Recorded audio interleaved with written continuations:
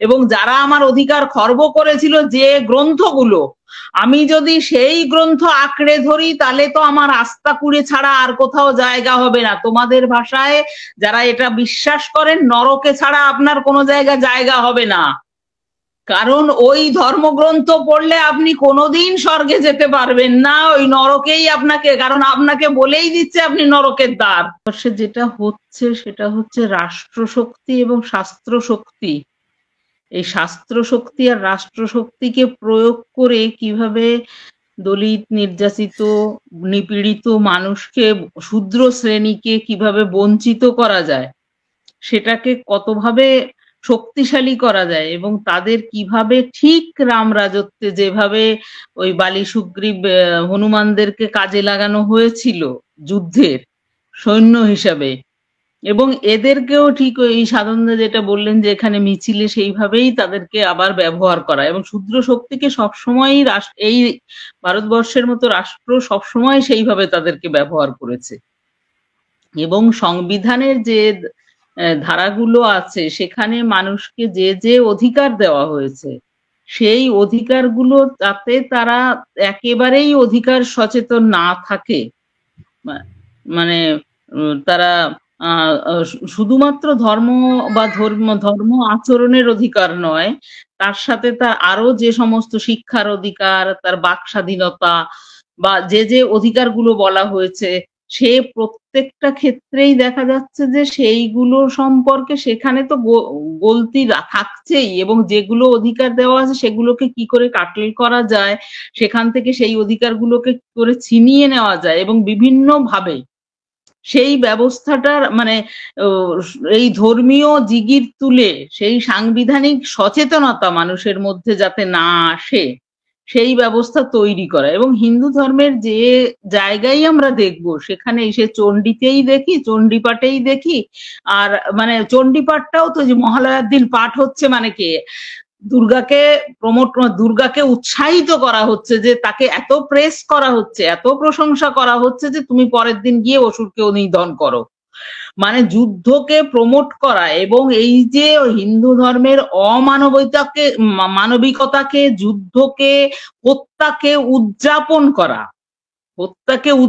উদযাপন করা, এবং সেটাকে রাষ্ট্রপুঞ্জ থেকে কার্নিভাল হিসাবে নিয়ে আসে, হেরিটেজ কার্নিভাল। এই যে রাষ্ট্র ব্যবস্থা সেটাকে করছে, সেটা যে রাজনৈতিক দলই সেটা নিয়ে উল্লাস করুক না কেন, যে রাজনৈতিক দলই উল্লাস করুক না কেন, সেই হিন্দু ঘেরাটোপের মধ্যে দাঁড়িয়েই করছে। এবং যারা তার বিরোধিতাও করছে তারাও বলছে যে ওই ধর্মে, মানে ওরা যদি একটা কালী পুজো করে আমরা দুটো কালী পুজো করবো, মানে তার উত্তরটা যেন ওইভাবে দেবে। এরা যদি দুর্গা মানে কালী পুজো করলে আমরা মনসা পুজো করব, সেটা বামপন্থী কমিউনিস্ট ভাবধারারও যারা মানে সফট হিন্দুত্বের যারা, তারাও সেটা করছে, এরাও তাই করছে। মানে ধর্ম দিয়ে ধর্মের উত্তর, এক পুজো করলে আর এক পুজোর উত্তর, সেই যে ধর্ম মুক্ত হয়েও যে সেই জায়গা থেকে এসে, এবং অন্যরা যেটা করছে, অন্যদেরও তো, শুধুমাত্র হিন্দুর রাষ্ট্র তো এটা নয়, ভারতবর্ষ শিখ, ইসাই, বৌদ্ধ, খ্রিস্টান, মুসলমান সকলের রাষ্ট্র, এবং তাদের প্রত্যেককে প্রায়োরিটি, মানে কাউকে আলাদা করে কেন প্রমোট করা হবে, এবং রাষ্ট্র ব্যবস্থা সেটাকে জনগণের ট্যাক্সের টাকা দিয়ে সেটাকে সেই পারপাসে খরচ করবে, সেই জায়গাটা। এবং তাদেরকে বুঝতেও দিচ্ছে না যে তোমার পকেট কেটে আমরা তোমাকেই এই নাম শোনাচ্ছি। এবং সেখানে বলছে যে ওই শুধুমাত্র চিবর টিবর নয়, সেখানে পরিষ্কার বলছে যে তুমি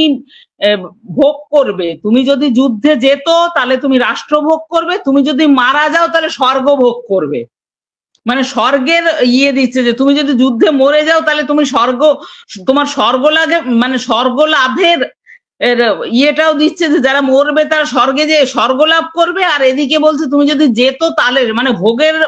সামগ্রীটা হিসেবেও তাকে দেখাচ্ছে তুমি রাষ্ট্র ভোগ করবে, এখানে থেকে তুমি এই রাজত্ব ভোগ করবে, আর তুমি যদি মারা যাও, যুদ্ধে যারা মারা যাচ্ছে তারা স্বর্গে যাও, মানে স্বর্গ ভোগ করবে, মানে স্বর্গের একটা মোহ, সেই মোক্ষ লাভের জায়গাটাও সেটাকেও বলা হচ্ছে। এবং সেটা সাধারণ মানুষ নিচ্ছে, তো সে তো মাথাই ঘামাচ্ছে না, মানে এই যে ধর্ম মোহ, এই মোহ থেকে সে তো বেরোতে চাইছে না, সে ভাবছে যে এটা, এবং তাকে অত সুন্দর সুন্দর জিনিস এনে বলে দিয়ে তাকে এমন ভাবে বোঝানো হচ্ছে। এবং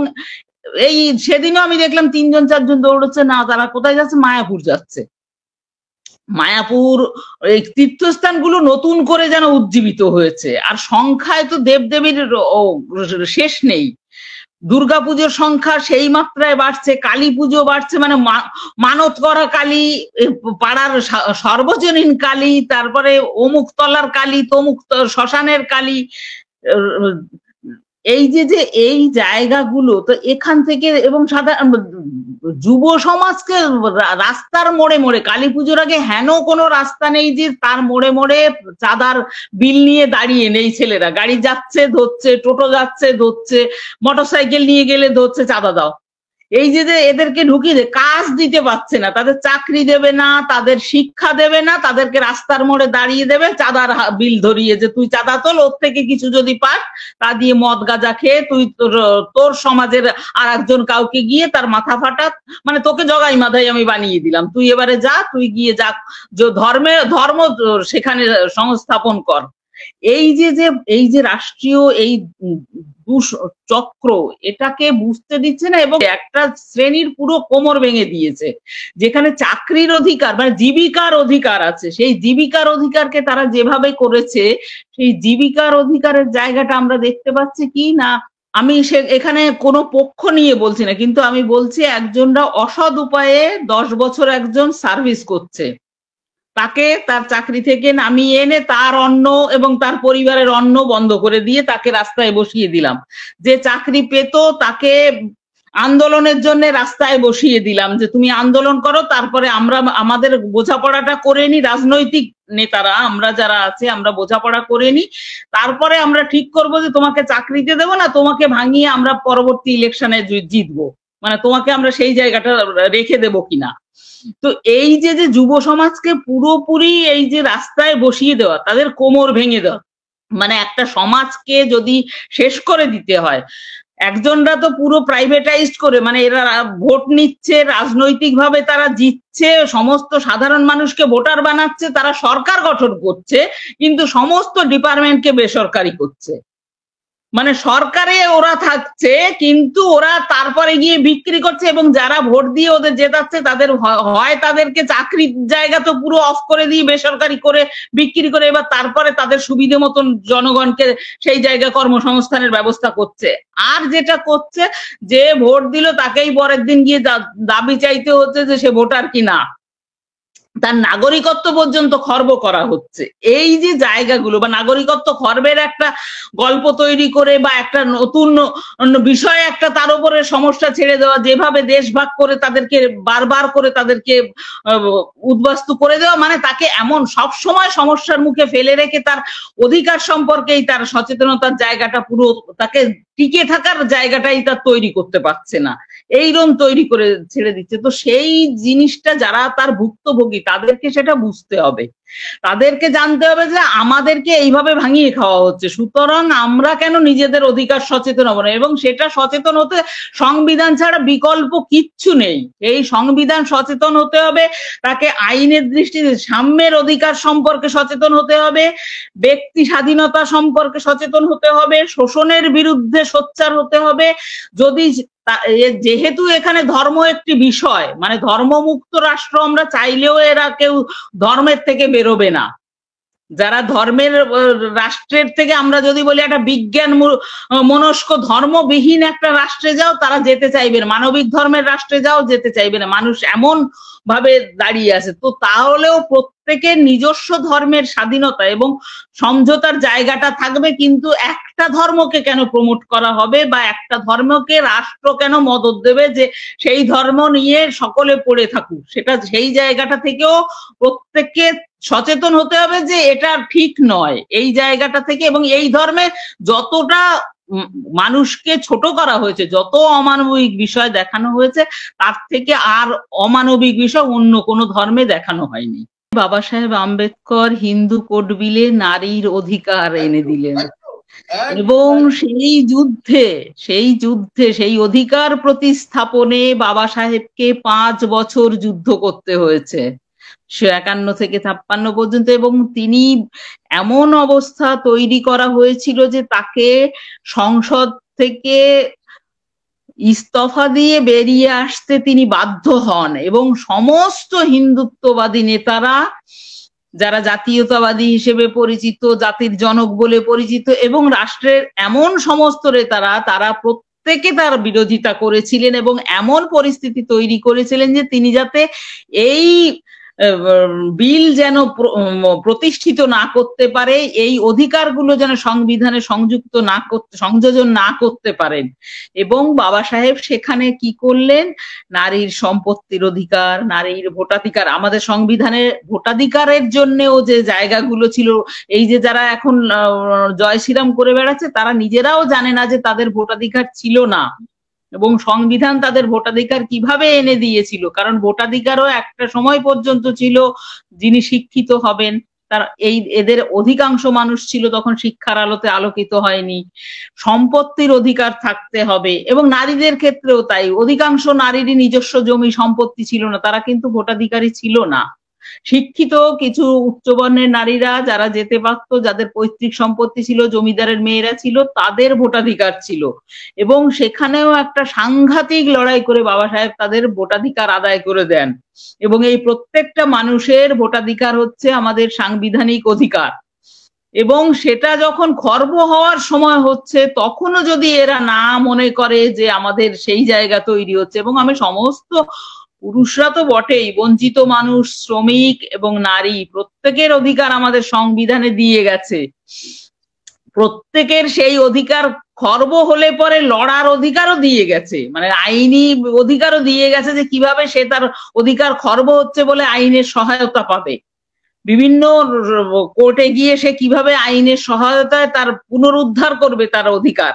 সে অধিকারও দিয়ে গেছে। মানে মৌলিক অধিকারের 32 নম্বর আর্টিকেলে আছে যে সে আইনি ব্যবস্থা নিতে পারে তোমার যদি মৌলিক অধিকার খর্ব হয়। তো এমন সমস্ত জিনিস আমাদের সংবিধানে রয়েছে, আর যেখানে সংবিধানে যুদ্ধ করে আমার অধিকার আদায় করে দিয়ে গেল এবং যারা আমার অধিকার খর্ব করেছিল, যে গ্রন্থগুলো, আমি যদি সেই গ্রন্থ আঁকড়ে ধরি তাহলে তো আমার আস্থা কুড়ে ছাড়া আর কোথাও জায়গা হবে না। তোমাদের ভাষায় যারা এটা বিশ্বাস করেন, নরকে ছাড়া আপনার কোনো জায়গা হবে না, কারণ ওই ধর্মগ্রন্থ পড়লে আপনি কোনোদিন স্বর্গে যেতে পারবেন না, ওই নরকেই আপনাকে, কারণ আপনাকে বলেই দিচ্ছে আপনি নরকের দ্বার। সুতরাং নরকের রাস্তা পরিষ্কার করতে হলে পরে আপনি গীতা মুখে নিয়ে বসে থাকুন, আপনি মনুসংহিতা পাঠ করুন এবং ওই হিন্দু শাস্ত্রের দেবদেবীর পুজো করুন এবং তারা ওই কুকুরকে নেবে, আপনাকে হিন্দু বলে আপনার সংখ্যা বাড়াবে এবং আপনার শত্রুকে চিনতে দেবে না। মুসলমান আপনার শত্রু না ব্রাহ্মণ আপনার শত্রু বা ওই হিন্দুত্ববাদের ধ্বজাধারীরা আপনার শত্রু, আপনি চিনতে পারবেন না এবং ওই বৃহত্তর হিন্দু সমাজের মধ্যে নিয়ে আপনার মুখে পেচ্ছাপ করবে। আপনি হিন্দু কিন্তু এরা হিন্দুই হিন্দুর মুখে পেচ্ছাপ করে, সেই রাষ্ট্রে আপনি বাস করছেন এবং এই রাষ্ট্র এরা বলছে, এটা আপনার জানা দরকার এবং প্রত্যেকের জানা দরকার যে এই হিন্দু বলেই আপনাকে, আপনি ঘোড়ায় চড়ে বিয়ে করতে গেলে ঘোড়ার পিঠ থেকে আপনাকে নামিয়ে দিচ্ছে, আপনাকে জল খেতে গেলে কুয়ো থেকে বাচ্চা শিশুকে মটকির জল খেলে তাকে মেরে ফেলে পিটিয়ে, সেই দেশে, সেই হিন্দুদের দেশে আপনি বসবাস করছেন, তারপরেও আপনি নিজেকে হিন্দু বলে কি করে পরিচয় দেন? যেখানে আপনাকে হিন্দু বলছে, আপনাকে কুপিয়ে মারছে, আপনার গলা কেটে, সম্মুখ তো পুরনো কথা, আপনার চোখের সামনে এই মুহূর্তে যে ঘটনাগুলো ঘটছে, একাধিক আইআইটির ছেলে মেয়েরা আত্মহত্যা করছে, একাধিক আইআইএম এর ছেলে মেয়েরা আত্মহত্যা করছে জাতের কারণে। শুধুমাত্র তোর এখানে পড়ার কথা না, তোর ওই খানাখন্দে পায়খানা পরিষ্কার করার কথা, তোর ওই মরা পোড়ানোর কথা, তুই কেন উচ্চ শিক্ষায় এসছিস, সেই জায়গাগুলোতে তাদেরকে এমন অত্যাচার, মানসিক অত্যাচার করা হচ্ছে যে আমাদের যে লিস্ট বেরোচ্ছে প্রতি বছর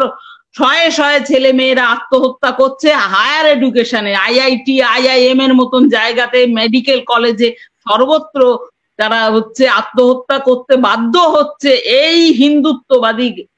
ঘেরাটোপের মধ্যে থেকে। সুতরাং সকলকে তার সন্তানকে বাঁচিয়ে রাখার, তার উত্তর পরবর্তী প্রজন্মকে বাঁচিয়ে রাখার যদি এখনো সময় আছে, যদি তারা নিজেরা সচেতন না হয়, সংবিধান সচেতন না হয়, সংবিধান মুখী না হয়, একটি মানবিক, গণতান্ত্রিক, সামাজিক এবং ধর্মনিরপেক্ষ রাষ্ট্র চাইতে গেলে সংবিধানকে অবলম্বন করা ছাড়া আর কোনো বিকল্প রাস্তা নেই।